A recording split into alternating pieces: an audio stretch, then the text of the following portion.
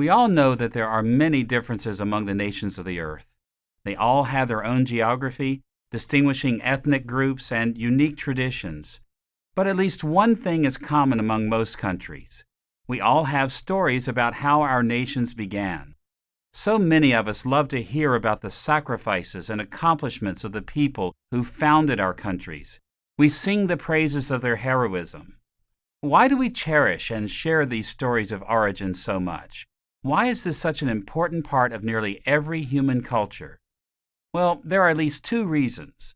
On the one side, we talk about the origins of our nations to pass on memories of the past.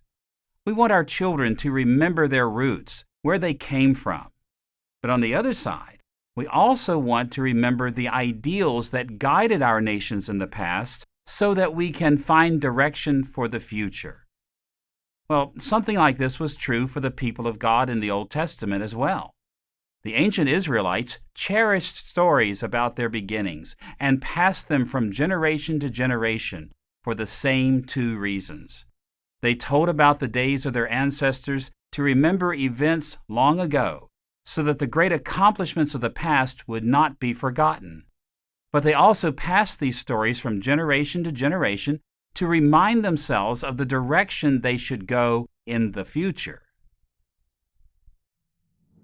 This is the first lesson in our series entitled Father Abraham. In this series, we'll explore the stories that ancient Israelites told about Abraham, their great patriarch.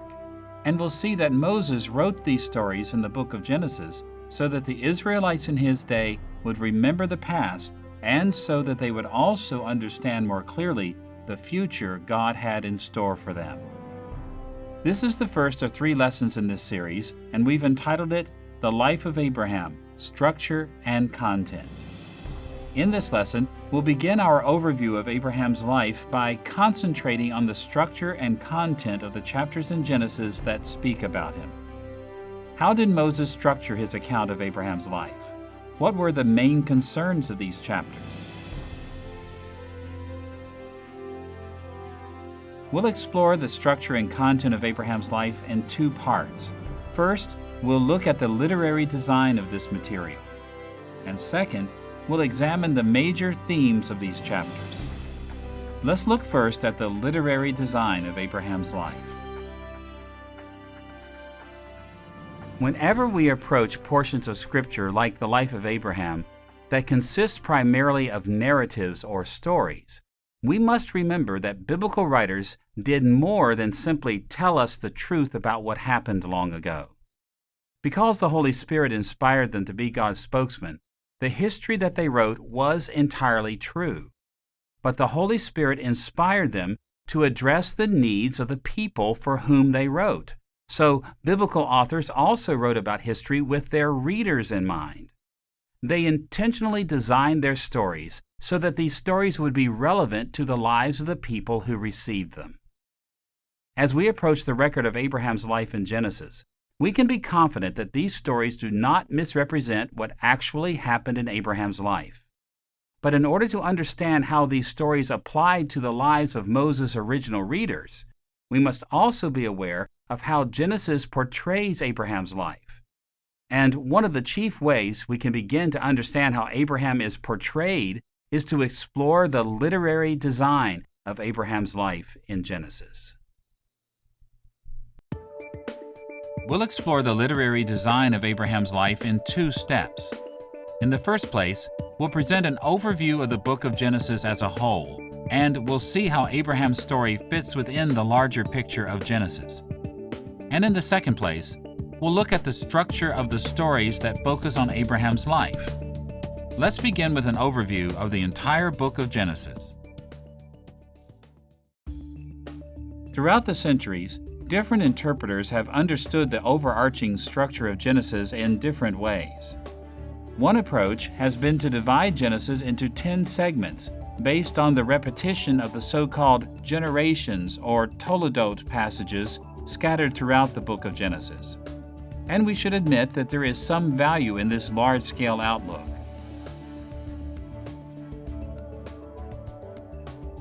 But we've suggested in other series that it's much more helpful to think of Genesis in three large sections. The primeval history in Genesis chapter 1, verse 1 through chapter 11, verse 9. The early patriarchal history in chapter 11, verse 10 through chapter 37, verse 1. And the later patriarchal history in chapter 37, verse 2 through chapter 50, verse 26. The primeval history of Genesis chapter 1, verse 1 through chapter 11, verse 9 presents God's revealed truth about the origins of the world. It speaks of the creation, the corruption of creation, and the reshaping of creation through a worldwide flood. And it holds together as a literary unit in the ways it resembles the patterns of many ancient Near Eastern primeval histories. The later patriarchal history, in chapter 37, verse 2 through chapter 50, verse 26, tells the story of Joseph. It begins with the story of conflict between Joseph and his brothers, then moves to Joseph's rise to power in Egypt and Joseph's reconciliation with his brothers in the end. Many interpreters have described this large unified storyline as a novella about Joseph. Between these first and last sections is Genesis chapter 11, verse 10 through chapter 37, verse 1. These chapters contain the early patriarchal history, collections of stories about the first fathers of the nation of Israel. In this series, we're concerned with one portion of this middle segment of Genesis. In general terms, the early patriarchal history divides into two parts: the life of Abraham in chapter 11, verse 10 through chapter 25, verse 18, and the life of Jacob in chapter 25, verse 19 through chapter 37, verse 1.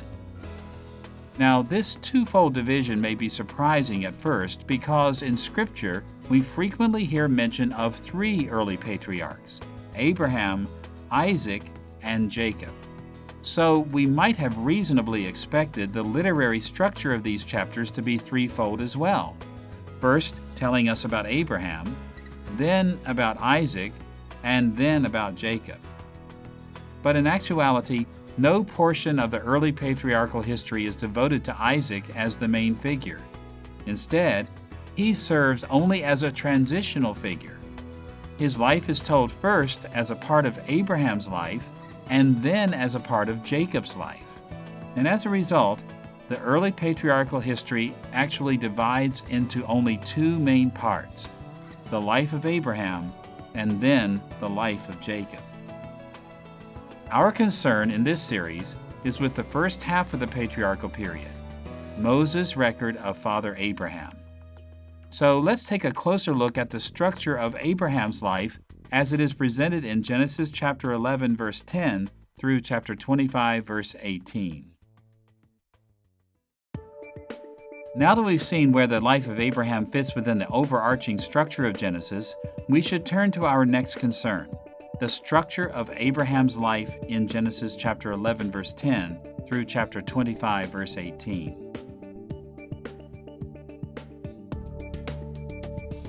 To explore the structure of Abraham's life, we'll look at these chapters on two levels. On the one hand, we'll simply identify the basic units or episodes of Abraham's life. And on the other hand, we'll examine how these various episodes have been arranged into the portrait of Abraham we have in Genesis. Let's first identify the basic units or episodes of Abraham's life. Moses wrote about Abraham's life in 17 basic segments or episodes. First, Abraham's favored lineage in chapter 11, verses 10 through 26, a genealogy that describes Abraham's family heritage. This passage is followed by an account of Abraham's failing father in chapter 11, verse 27 through 32.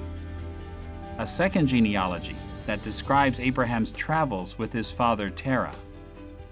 Abraham's migration to Canaan in chapter 12, verses 1 through 9, the story of Abraham's initial call and travel to the Promised Land. Abraham's deliverance from Egypt in chapter 12, verses 10 through 20, the time when Abraham sojourned in Egypt and God delivered him. Abraham's conflict with Lot in chapter 13, verses 1 through 18, the story of struggle between Abraham's men and Lot's men.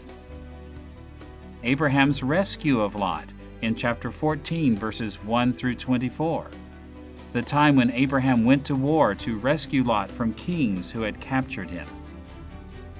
Abraham's covenant promises in chapter 15, verses 1 through 21, the account of God's covenant assuring Abraham that he would have many descendants and a permanent homeland. Abraham's failure with Hagar in chapter 16, verses 1 through 16, the time when Abraham had a child, Ishmael, with Sarah's handmaiden, Hagar. Abraham's covenant requirements in chapter 17, verses 1 through 27, the account of God's covenant that reminded Abraham of the necessity of loyalty to the commands of God. Sodom and Gomorrah in chapter 18, verse 1 through chapter 19, verse 38, the story of the destruction of Sodom and Gomorrah and Lot's rescue from that destruction. Abraham's intercession for Abimelech in chapter 20, verses 1 through 18, the time when Abraham prayed for Abimelech the Philistine. Abraham's sons, Isaac and Ishmael, in chapter 21, verses 1 through 21, the story of Isaac's birth and the expulsion of Ishmael from Abraham's family. Abraham's treaty with Abimelech, in chapter 21, verses 22 through 34, the time when Abraham entered into an agreement with Abimelech over land and water rights. Abraham's test, in chapter 22, verses 1 through 24, the well-known episode in which God called Abraham to sacrifice his son Isaac. Abraham's burial property in chapter 23, verses 1 through 20, the story of Sarah's death and the purchase of a burial site. A wife for Abraham's son Isaac in chapter 24, verses 1 through 67, the time when Rebekah became Isaac's wife.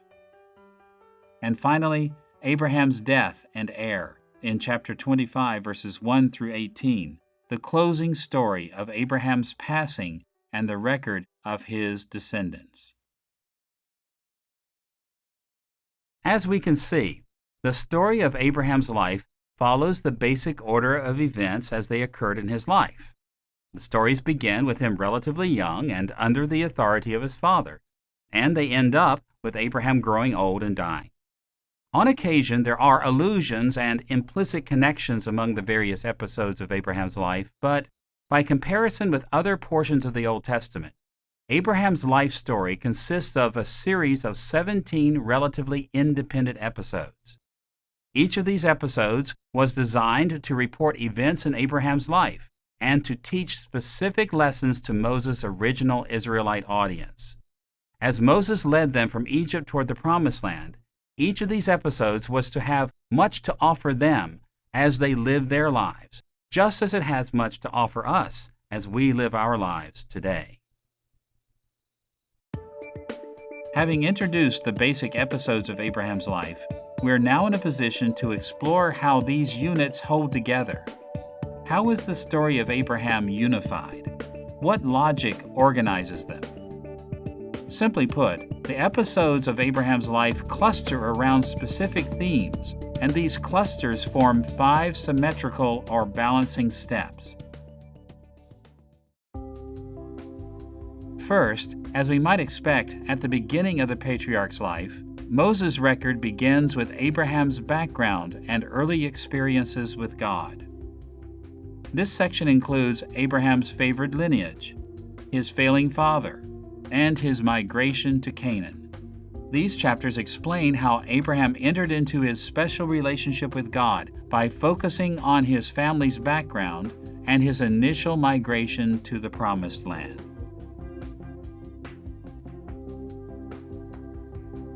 The second cluster of episodes in Abraham's life concentrates on Abraham's earlier contacts with other peoples in chapter 12, verse 10 through chapter 14, verse 24. It includes his deliverance from Egypt, his conflict with Lot, and his rescue of Lot. These three episodes hold together because they concentrate primarily on Abraham's encounters and interactions with representatives of several groups of people. In these chapters, the patriarch dealt primarily with the Pharaoh of Egypt, his nephew Lot, invading kings, the king of Sodom, and Melchizedek, the king of Salem. The third and central section of Abraham's life focuses on Abraham's covenant relationship with God in chapter 15, verse 1 through chapter 17, verse 27. This portion of the patriarch's life consists of three episodes: Abraham's covenant promises, Abraham's failure with Hagar, and Abraham's covenant requirements. The fourth section, which appears in chapter 18, verse 1 through chapter 21, verse 34, turns to Abraham's later contacts with other peoples. These chapters hold together primarily because they concentrate on Abraham's interactions with other groups of people. These chapters describe Abraham in relation to Sodom and Gomorrah. We find Abraham's intercession for Abimelech, Abraham in relationship with Isaac and Ishmael, and Abraham's treaty with Abimelech. These four episodes further illustrate how the patriarch interacted with Lot and his family, as well as how he related to the people of Sodom and Gomorrah and to the Philistine Abimelech. As we might expect, the fifth and final section of the patriarch's life in chapter 22, verse 1 through chapter 25, verse 18, deals with matters toward the end of Abraham's life, especially with his progeny and death. It records how God tested Abraham. It records Abraham's purchase of burial property. It records how Abraham found a wife for his son Isaac, and it also records Abraham's death. These chapters focus on Abraham's wife Sarah and her son Isaac, the true heir of Abraham, giving them honor over Abraham's other wives and their sons.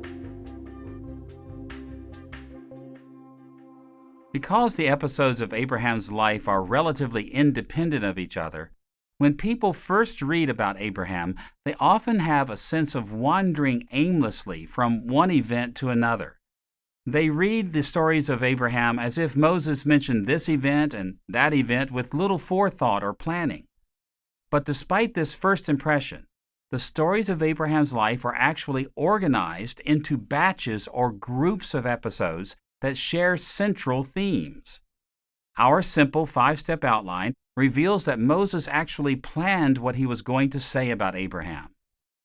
On a large scale, the record of Abraham's life takes the shape of a symmetrical drama. Each part balances with a corresponding part in the drama. In chapter 11, verse 10 through chapter 12, verse 9, we find attention focused on Abraham's family background and on his initial experiences with God. In contrasting balance with these initial concerns, the closing material in chapter 22, verse 1 through chapter 25, verse 18 gives attention to Abraham's final years and to his progeny. Beyond this, the second section of Abraham's life consists of episodes that primarily delineate Abraham's interactions with people from other tribes and nations.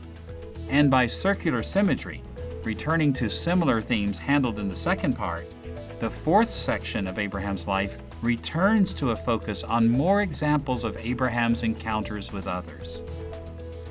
Finally, in the middle of Abraham's life are three pivotal chapters that focus especially on Abraham's covenant with God.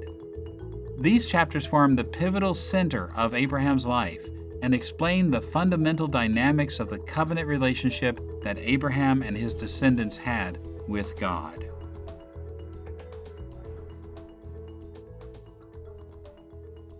The shape of these chapters reveals that Moses carefully crafted his account.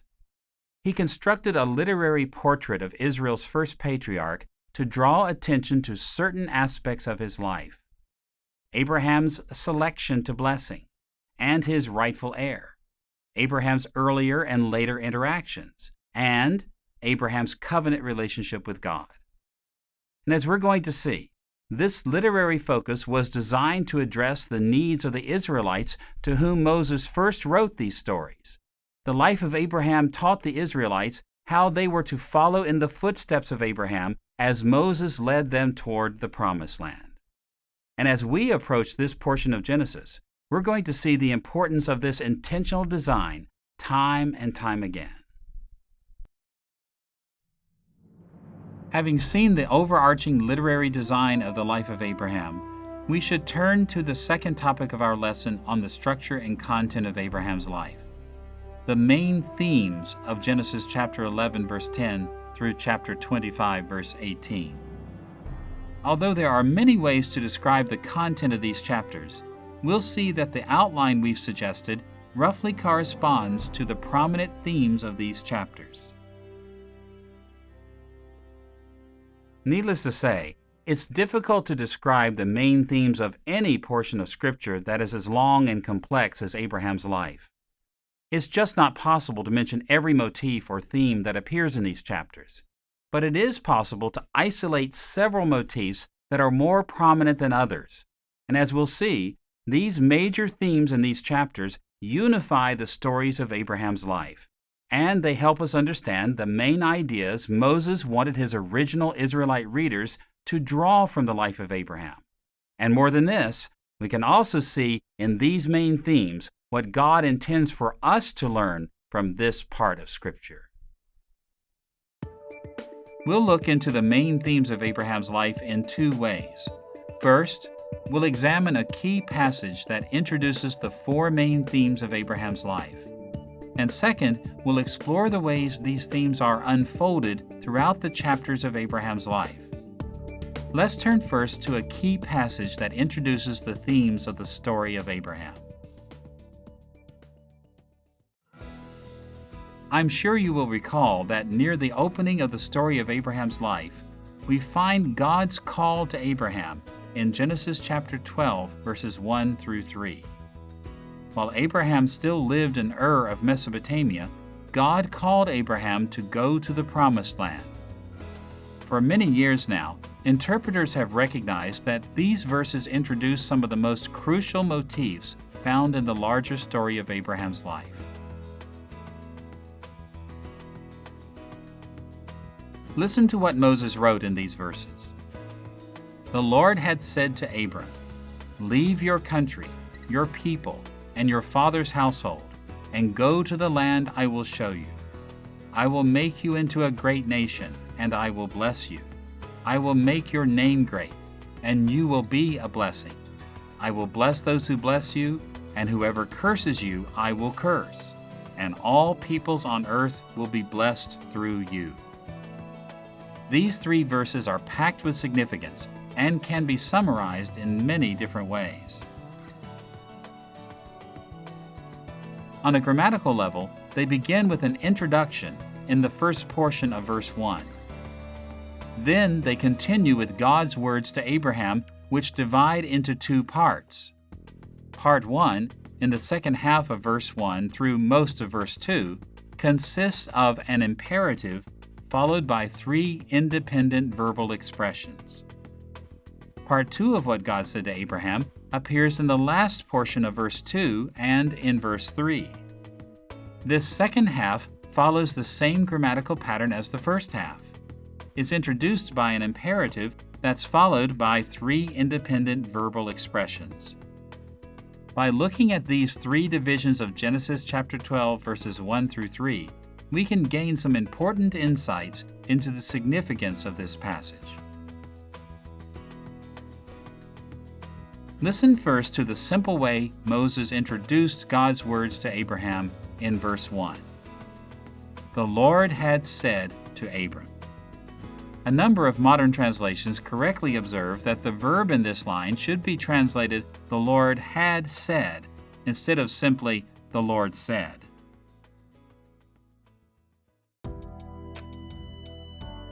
This translation is important because, according to Stephen's speech in Acts chapter 7, verses 2 through 4, Abraham received his call in Ur before his father Terah died in Haran.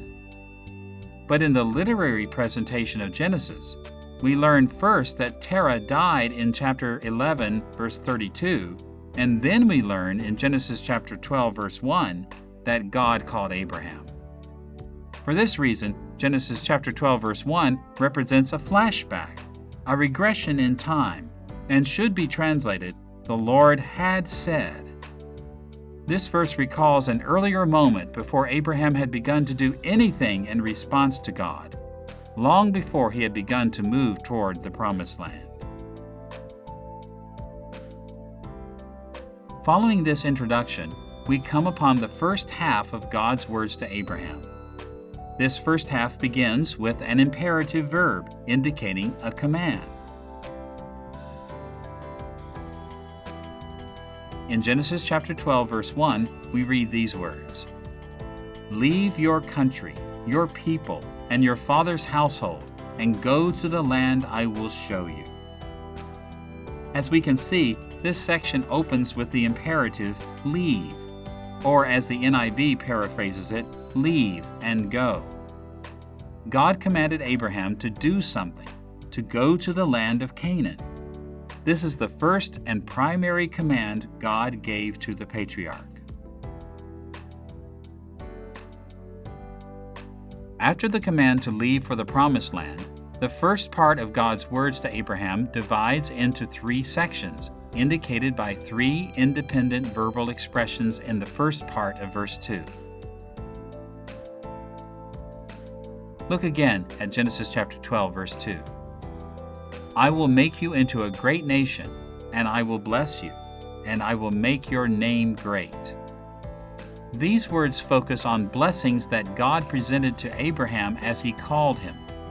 First, God said he would make Abraham into a great nation. Second, he offered to bless Abraham with prosperity. And third, he said he would give Abraham and his descendants a great name or reputation. Now we come to the second half of God's words to Abraham. Although most modern translations do not enable us to see it, the second part of God's words to Abraham parallels the grammatical structure of the first half. It begins with an imperative, followed by three independent verbal expressions. In Genesis chapter 12, verses 2 through 3, we read these words, "And you will be a blessing. I will bless those who bless you, and whoever curses you I will curse, and all peoples on earth will be blessed through you." The Hebrew verb translated here, "you will be a blessing," is imperative in form, and probably designed to parallel the form of the command, "leave," in verse 1. But this imperative does not function as a command. It may be translated in a number of ways, such as, "and you will be a blessing," or "and may you be a blessing," or even, "and you will certainly be a blessing." In all events, this imperative marks an important transition in thought. It shifts attention away from Abraham receiving blessings, as we've seen in the first part of verse 2, to Abraham becoming a conduit of blessings to others. This second imperative form is also followed by three independent verbal expressions. These three verbs indicate the process by which Abraham would become a blessing to others. First, God said, "I will bless those who bless you." That is, God would give good things to those who dealt positively with Abraham. When people treated Abraham well, God would treat them well. Second, God promised, "Whoever curses you, I will curse." That is to say, God would curse those who disdained Abraham. God promised to protect Abraham from harm by responding harshly to those who made themselves Abraham's enemies. But in the third place, God said, "All peoples will be blessed through you." At first glance, this third focus may seem to contradict the theme of cursing for Abraham's enemies, but God promised Abraham that by means of a twofold process of blessing Abraham's friends and cursing his enemies, God would extend his blessings ultimately to all the families of the earth. So we see that the grammar of the opening of Genesis chapter 12 divides into three main parts: an introduction, a focus on blessings God would give to Abraham, and a focus on the blessings that God would bring to the whole world through Abraham. Understanding these verses in Genesis chapter 12 is important because in many respects, the stories of Abraham in Genesis illustrate how these promises God made to Abraham were fulfilled in his life. As Moses wrote about the Patriarch, he shaped his stories in ways that drew attention to the words that God spoke to Abraham as he called him to the Promised Land. With this grammatical structure in mind, we're ready to see how the main themes of Abraham's life unfold from Genesis chapter 12, verses 1 through 3.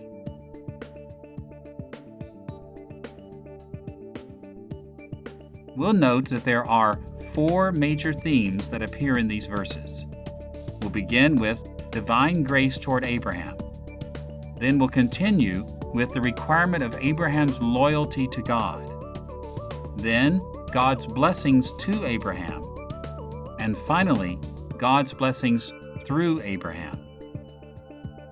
The first motif, which occurs many times in the life of Abraham, is that God's relationship with Abraham was based on His grace. Divine grace appears in a subtle way in the introductory words of Genesis chapter 12, verse 1. As we've seen, there we read these words: "The Lord had said to Abram." These simple words reminded Moses' original audience that Abraham's relationship with God came about because God had entered into Abraham's life long before Abraham had done anything in service to God. Abraham's call came very early in his adult life. He had not left for Canaan. He had not conquered enemies. He had not committed to covenant faithfulness. He had not prayed for the righteous in Sodom and Gomorrah. He had not passed any test of faith. On the contrary, God called Abraham as His special servant simply because it pleased God to be gracious to Abraham. Now, of course, God's grace was not only shown in the initial stage of Abraham's walk with God. The grace of God is a theme that appears throughout the stories of Abraham, because God also showed mercy to the patriarch at every moment of his life. Because Abraham was a sinner, Abraham was in need of God's mercy all the time. For example, in the well-known verse of Genesis chapter 15, verse 6, we learn that even Abraham's saving righteousness was a gift of mercy. There we read these words: "Abraham believed the Lord, and He credited it to him as righteousness."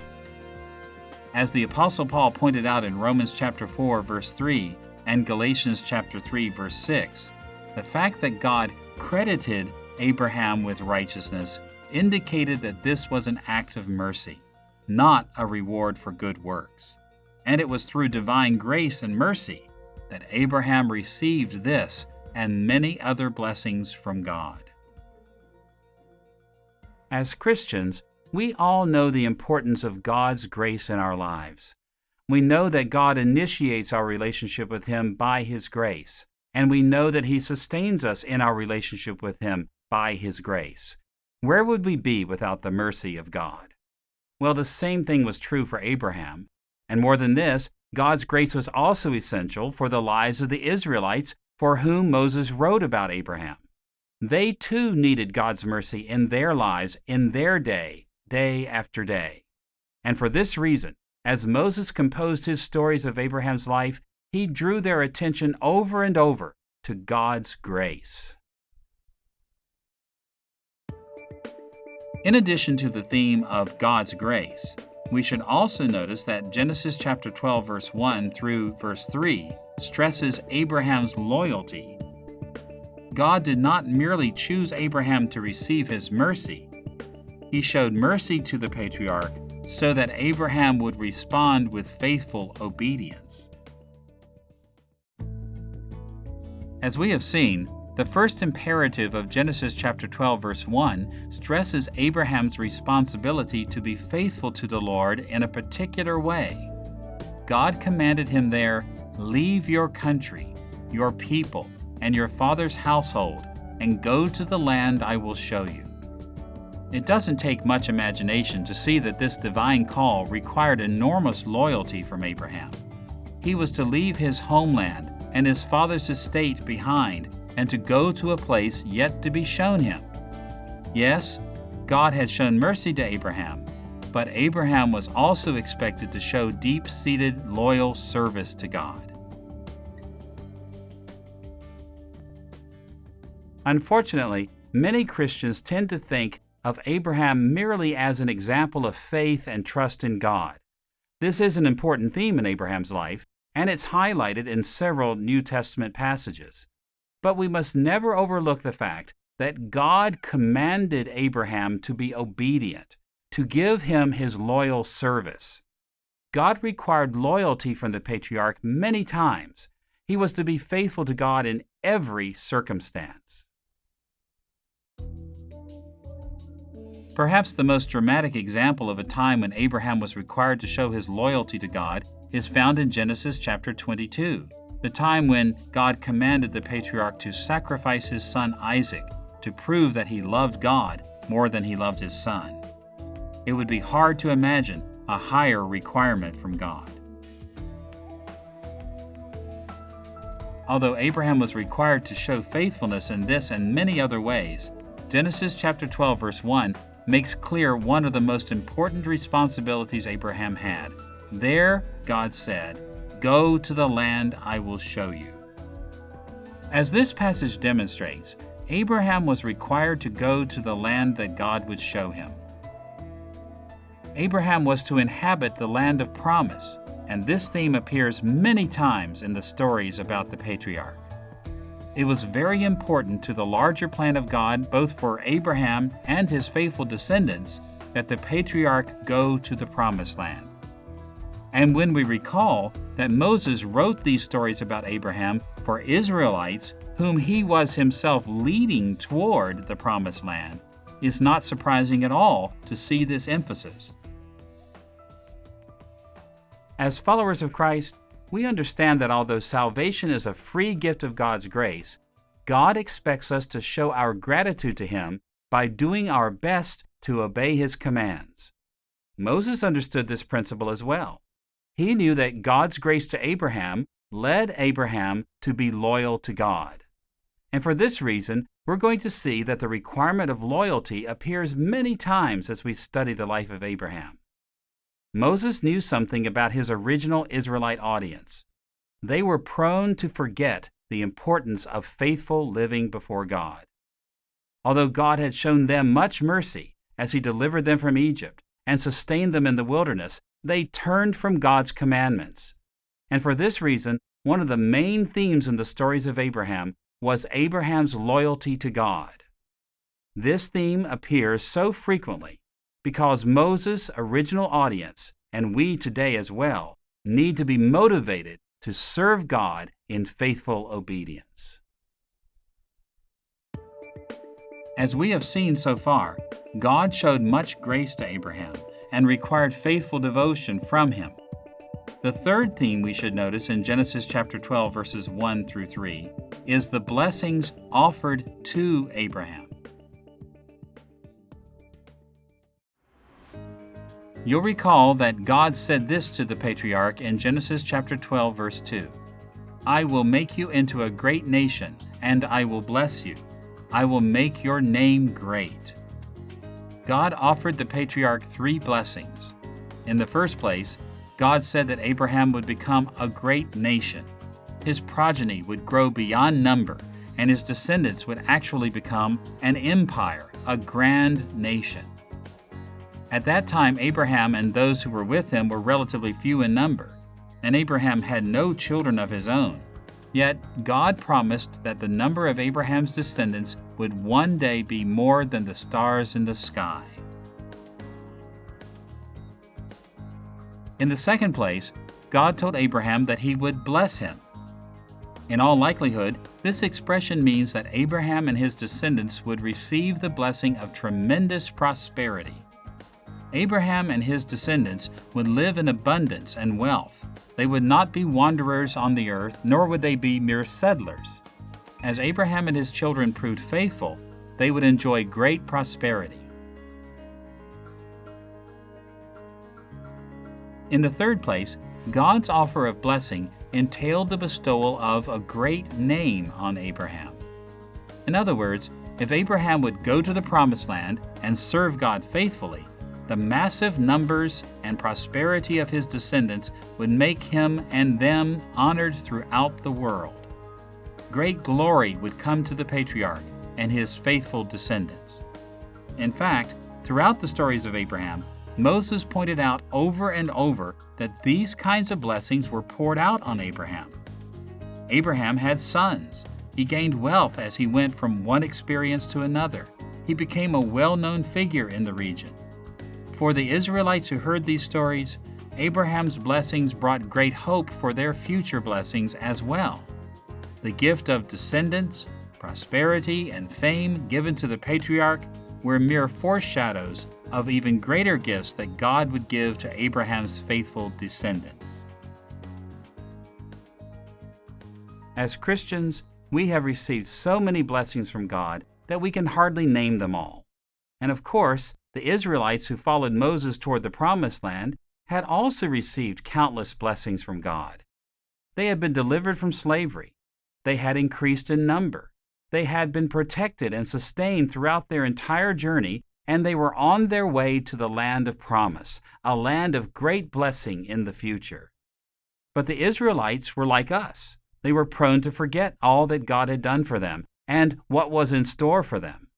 So Moses wrote about God's blessings to Abraham to remind his Israelite audience of the blessings that God had given them in their lives so that their hearts would be filled with gratitude.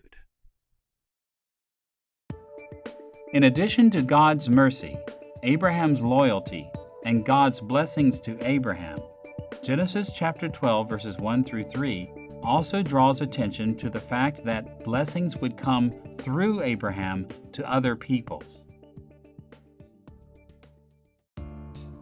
Remember what God said in Genesis chapter 12 verses 2 and 3. "And you will be a blessing. I will bless those who bless you, and whoever curses you I will curse, and all peoples on earth will be blessed through you." These words explained that Abraham would not only receive blessings, but that all peoples on earth will be blessed through him. God did not call Abraham to the Promised Land simply to enrich his life and the lives of his descendants. God called Abraham to be a conduit of divine blessings to all the families of the earth. Now, it's important to remember that this passage teaches that Abraham's worldwide blessing would come about in two ways. In Genesis chapter 12, verse 3, God said, "I will bless those who bless you, and whoever curses you I will curse." According to this passage, Abraham would serve as a double-edged sword among human beings. Because Abraham was favored by God, when people from other nations blessed Abraham, that is, when they honored him and thus honored the God whom he served, then God would bless them. But when people of other nations cursed or attacked Abraham and thus disdained Abraham's God, God would punish them. The fates of other people depended on how they treated Abraham. In his lifetime, Abraham came into contact with many people representing other nations, such as the Philistines, the Canaanites, the Egyptians, his nephew Lot, who was the father of the Moabites and the Ammonites. These interactions were significant because they showed specific ways in which God kept his word to bless and curse other peoples, depending on how they treated Abraham. They also indicated that even in his own lifetime, Abraham had begun to become a blessing to the world.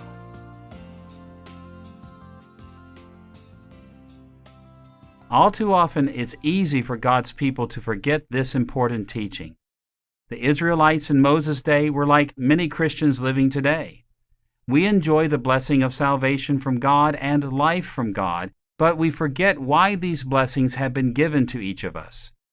Each and every blessing God gave to Israel under Moses' leadership, and each and every blessing He gives to His church today, is designed for a greater purpose. We have been blessed so that we will spread the blessings of God throughout the world. God called Abraham to Himself so that Abraham would lead the nations of the world into God's blessings. God called Israel to Himself in Moses' day so that they would lead the nations of the world into God's blessings. And God has called the church to Himself today so that we may lead the nations of the world into the blessings of God. This theme was so important for the Israelites who first received the stories of Abraham, and it is important for us too as we follow Christ in our day. In this lesson, we've taken our first look at an overview of the life of Abraham, and we've focused our attention on the structure or design of this portion of Genesis. And we've also examined the main themes or content that Moses presented in Abraham's life in the context of this literary structure. As we move forward in these lessons, we'll return to the topics of this lesson time and again. We've seen that the story of Abraham's life has a 5-step symmetry, and we've also seen that there are 4 main themes in Abraham's life: God's benevolence to Abraham, Abraham's loyalty, the blessings of God to Abraham, and the blessings of God through Abraham. These themes not only give us insights into what the story of Abraham's life meant long ago when it was first written for Israel, but they also make it possible for us to apply this portion of Scripture to our lives today.